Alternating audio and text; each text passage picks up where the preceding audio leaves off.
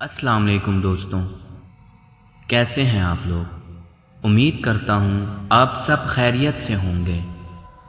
آج جو میں آپ کے لیے کہانی لایا ہوں وہ نہ صرف ایک خوفناک کہانی ہے بلکہ اس کہانی میں ہم سب کے لیے ایک بہت بڑا سبق بھی ہے۔ سب سے پہلے اگر آپ نے میرا YouTube channel the writer guy subscribe نہیں کیا تو پلیز سبسکرائب کر لیں اور ویڈیو کو لائک کر دیں۔ دوستوں، ہم سب گنہگار بندے ہیں اور یہ کہانی ہم جیسے گنہگار بندوں کے لیے ایک بہت بڑا سبق دیتی ہے۔ اس کہانی میں آپ کو یہ تصور کروایا جائے گا کہ جب ایک گنہگار بندہ وفات پاتا ہے تو اس کے ساتھ قبر میں کیا عذاب ہوتا ہے اور وہ کیا منظر دیکھتا ہے۔ تو آئیے چلتے ہیں آج کی کہانی کی طرف۔ اس دن اتوار کا دن تھا۔ میں کافی تھک چکا تھا۔ بچوں سے کھیل کود، پھر شام میں پکنک پر گیا۔ سارا دن مصروفیت کی وجہ سے تھک کر چور ہو چکا تھا۔ بچے اور بیوی باہر لون میں ٹی وی دیکھنے بیٹھ گئے۔ میں جلدی سے سونے چلا گیا۔ سوتے ہی مجھے اس دن عجیب سی نیند آ رہی تھی۔ جسم میں تھکاوٹ اور ہلنے کی جان نہیں تھی۔ آنکھیں نہ بند تھیں نہ کھل پا رہی تھیں۔ دماغ پر عجیب سا وزن محسوس ہو رہا تھا۔ آنکھوں کے سامنے کالی دھند چھانے لگی تھی۔ کانوں میں عجیب سا شور ہو رہا تھا۔ پاؤں درد کرنے لگے تھے، جیسے خون باہر نکلنے کی کوشش کر رہا ہو۔ اتنے میں آنکھوں کے سامنے مکمل اندھیرا چھا گیا، جیسے آہستہ آہستہ سے میرے جسم سے جان نکل رہی ہو۔ میری آنکھیں بند تھیں، پھر بھی مجھے وہ نظارے دکھائی دینے لگے تھے۔ نہ چاہتے ہوئے بھی دماغ میں ماضی کے پچھلے کیے گناہ یاد آ رہے تھے۔ جیسے کوئی بیکاری بچہ مجھ سے بھیک مانگنے آیا اور میں نے اسے دھکا دے کر ہٹا دیا۔ لڑکیوں کی مجبوری کا فائدہ اٹھا کر ان سے کیے گناہ کی یاد۔ مجھے ایسا لگ رہا تھا جیسے میرے کیے سارے گناہ کسی مووی کی طرح میرے سامنے چل رہے تھے۔ میں جاگنے کی کوشش کر رہا تھا پر میرے جسم میں ذرا سی بھی ہلنے کی طاقت نہ بچی تھی، جیسے ایک کھوکھلی لاش کسی نہر میں تیر رہی ہو۔ میرے کانوں میں اذان کی آواز گونج رہی تھی اور اس دوران میرے ہنسنے اور بات چیت کی یاد، نماز پر جان بوجھ کر نہ جانا، ان سب یادوں سے ایک خوف طاری ہونے لگا تھا۔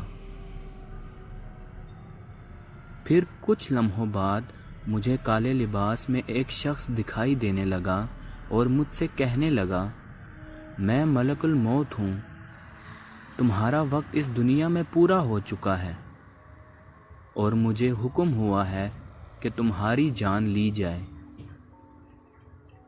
میں سن کر گھبرا گیا، روتے منت کرتے کہا، خدا کے لیے مجھے چھوڑ دو، میری ابھی مرنے کی عمر نہیں ہے، میرے چھوٹے چھوٹے بچے ہیں اور میں نے قبر کے لیے کوئی تیاری بھی نہیں کی، میرے کوئی اچھے کام بھی نہیں ہیں، میں نے نمازیں بھی نہیں پڑھی، خدا کے لیے مجھے آخری موقع دو تاکہ میں نمازیں پڑھوں، اچھے کام کروں، خدا کو راضی کروں تاکہ قبر کے عذاب سے بچ جاؤں۔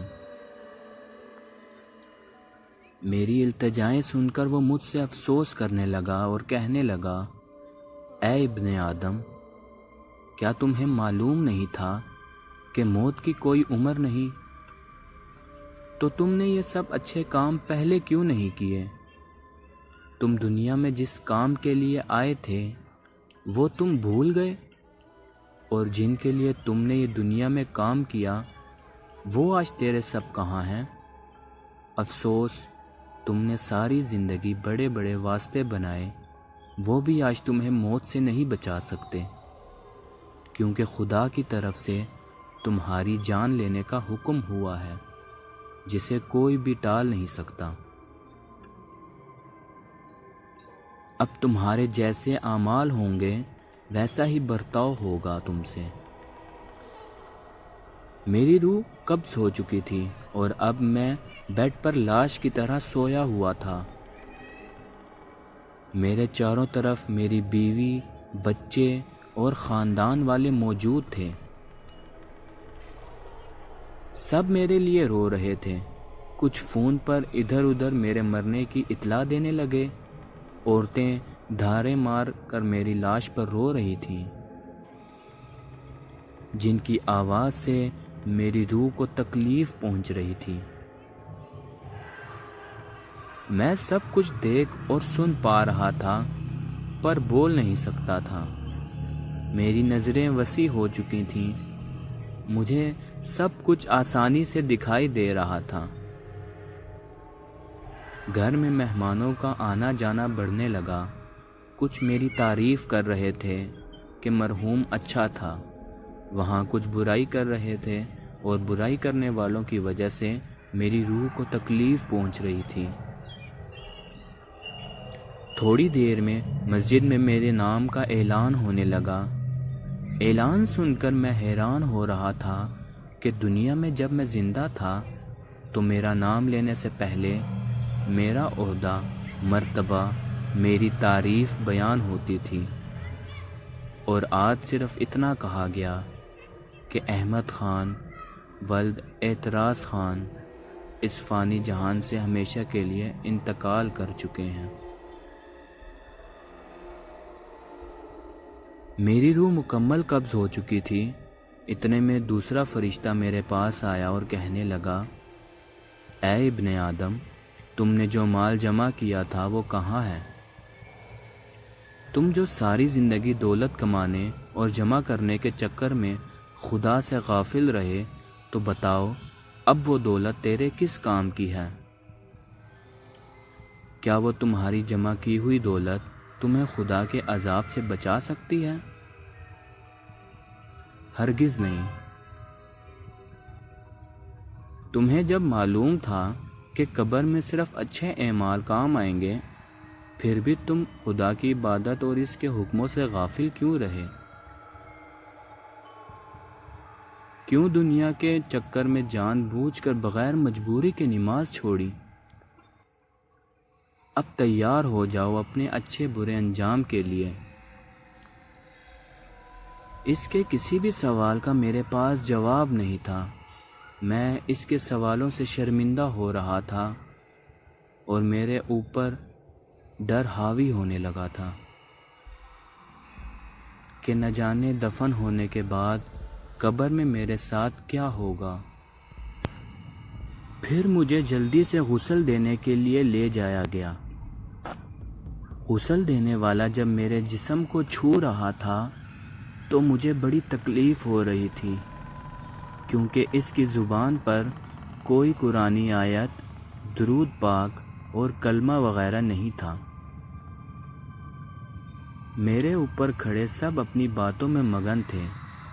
کوئی میری موت سے خوف نہیں کھا رہا تھا کہ انہیں بھی مرنا ہے۔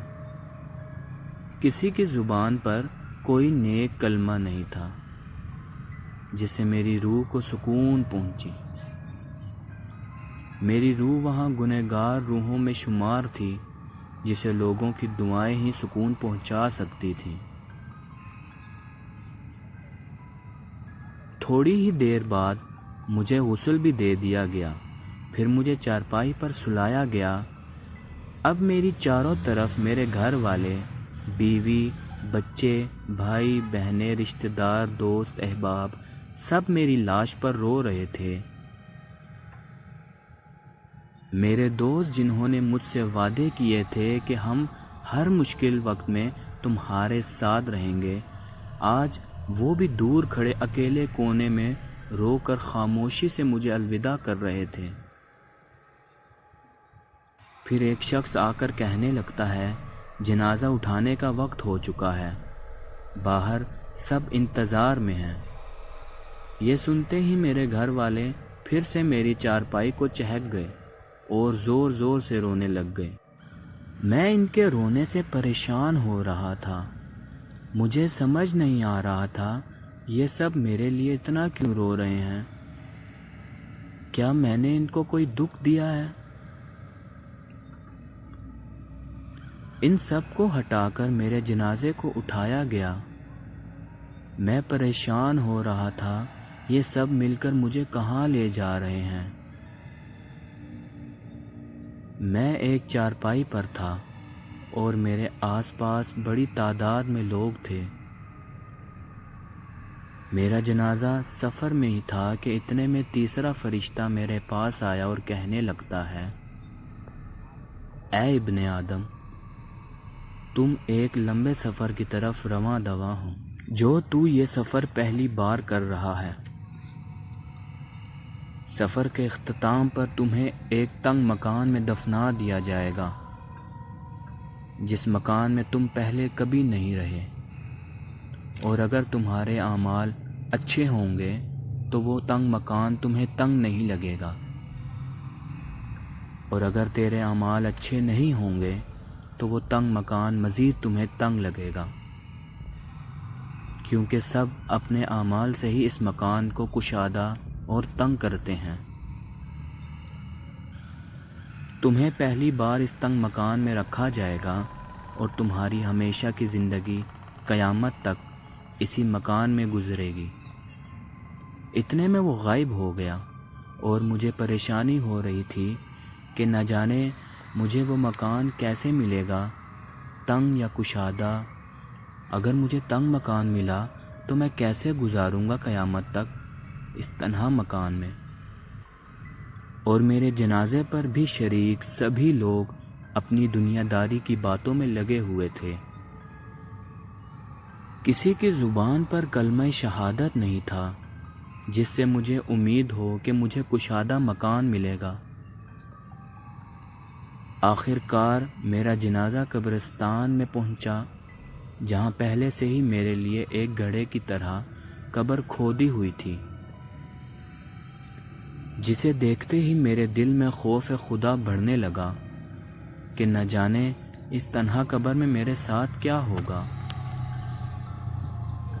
میں اس ڈراؤنی تنہا قبر کو دیکھ کر پچھتا رہا تھا۔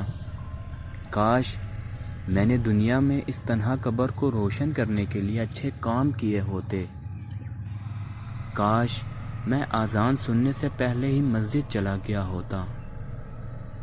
کاش میں خود بھوکا رہ کر غریبوں کی مدد کر کے نیکیاں کماتا۔ کاش مجھے یہاں سے ایک موقع مل جائے۔ خدا کی قسم میں ساری زندگی خدا کی بندگی میں گزاروں گا، ایک ایک پل خدا کی عبادت میں گزاروں گا، لیکن اس وقت میرے پاس کاش کے علاوہ اور کچھ کہنے کو ہی نہیں تھا۔ میری قبر کو تیار کیا گیا، پھر مجھے اس میں اتارنے کے لیے اٹھایا گیا۔ مجھے قبرستان میں قبروں کی ساری روحیں نظر آ رہی تھیں، جو مجھے عجیب نظروں سے دیکھنے لگی تھیں۔ اب میں قبر میں اتر چکا تھا اور میرے اوپر مٹی ڈالنے سے پہلے میرے لیے دعائیں مانگی جا رہی تھیں۔ میں خاموشی سے انہیں سن رہا تھا۔ اتنے میں چوتھا فرشتہ میرے پاس آیا اور کہنے لگا، اے ابن آدم، کل تو زمین کے اوپر تھا اور آج زمین کے اندر ہے۔ کل جب تو زمین کے اوپر تھا تب تو ہر چیز میں آزاد تھا، چاہے گناہ کرتا یا ثواب۔ زمین پر تمہیں آزاد چھوڑا گیا تھا، لیکن اب تو زمین کے اندر ہے اور یہاں تیری کوئی مرضی نہیں چلنے والی۔ یہاں صرف تیرے اعمالوں کو دیکھ کر مرضی چلے گی۔ اگر اچھے ہوں گے تو تم یہاں بھی آزاد اپنی مرضی سے یہاں کی زندگی گزارو گے، اور اگر اچھے اعمال نہیں ہوں گے تو پھر ہماری مرضی چلے گی۔ اے ابن آدم، تو زمین پر بڑا اکڑ کر چلتا تھا، تو آج زمین کے اندر خاموش کیوں ہے؟ تمہیں معلوم بھی تھا کہ ایک دن یہاں آنا ہے، تو پھر اکڑ کس بات کی تھی؟ کیوں خدا کو بھول کر خود ہی فیصلے کرنے والے بن گئے؟ زمین کے اوپر کیوں لوگوں کے لیے زمین تنگ کر دی تھی؟ کیوں مظلوموں پر ظلم ڈھاتے تھے؟ وہاں سب سے محبت سے کیوں نہیں رہے؟ کاش تم نے وہاں تکلیف برداشت کی ہوتی تو آج یہاں تمہیں تکلیف نہ ملتی۔ وہاں تم نے اگر مدد کی ہوتی تو یہاں بھی تیری مدد ہوتی۔ تم نے وہاں رحم کیا ہوتا تو یہاں بھی تم پر رحم ہوتا۔ وہاں تم نے معاف کیا ہوتا تو یہاں بھی تمہیں معاف کیا جاتا۔ کیا تم بھول چکے تھے کہ خدا کی مرضی سے یہاں بھی تمہیں آنا ہے؟ اس کے کڑے سوالوں سے مزید میری روح کو خوف ہونے لگا تھا۔ اب میرے اوپر مٹی ڈالی جا رہی تھی۔